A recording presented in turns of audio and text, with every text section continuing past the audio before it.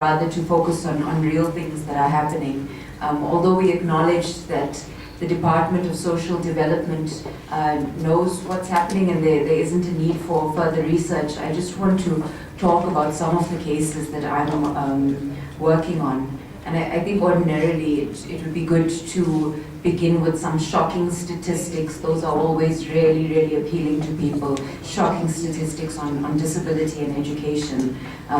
But the sector for disability is actually so neglected that we don't even have comprehensive data on it. So I'd like to begin with statistics, but I can't. I can give you some of the Department of Basic Education estimates, which is about just under 600,000 children with disabilities who are out of school. These, never mind the children languishing in some of the special schools in the country or the problems at special schools regarding the curricula. There are over 500,000 children out of school. Now, I don't know, maybe this doesn't sound like a big number in the broader context of things, but for those of you who sat in a hall with maybe 500 learners with disabilities, it starts to feel pretty big at the end of the day.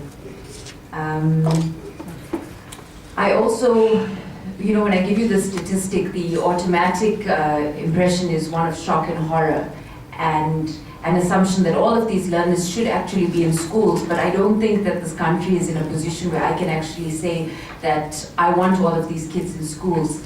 And I want to quote a senior physiotherapist who I've worked with a lot. Her name is Gillian Saluji, who runs an NGO. Gillian Saluji said to me one day that every time she hears that one of her learners with cerebral palsy is admitted to a special school in a rural area, her heart breaks a little bit. That's because these schools in these areas are so incredibly bad. I've visited some of them, and we're not the only ones. A number of NGOs are litigating in respect of these schools.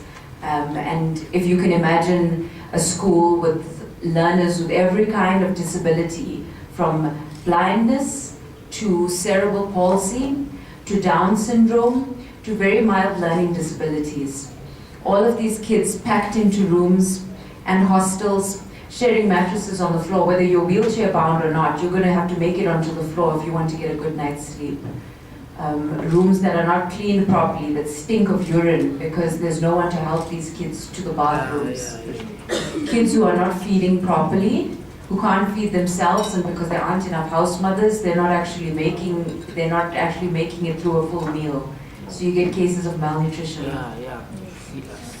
An insufficient number of cleaners in these schools, which means learners are forced to do the labor themselves. So what happens is learners who have a learning disability but who are physically able end up picking up a lot of the work for the other learners, sometimes bathing them, changing them.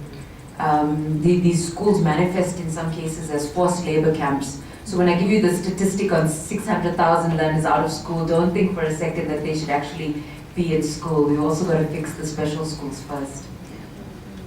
I just want to speak briefly about some of the stuff that that has come out of this. I think the examples that I've cited are a result of two major things that I believe are occurring in the state, and I would be happy to be challenged and to hear something else. But what I've seen tells me that disability is not featuring in the planning imaginations of government. In the Department of Transport, in the failure to have scholar transport policies that cater for learners with disabilities. In the Department of Education, and let's just look at Braille textbooks, maybe some of the learners would be able to speak about that. But we've come across many schools in the country, at least from my consultations, 9 out of the 22 schools that don't have the majority of textbooks that they need. And this is because when the CAPS curriculum was planned, I don't know, my automatic assumption is that no one thought about blind learners who would need to learn in Braille. Like, why are there no Braille textbooks?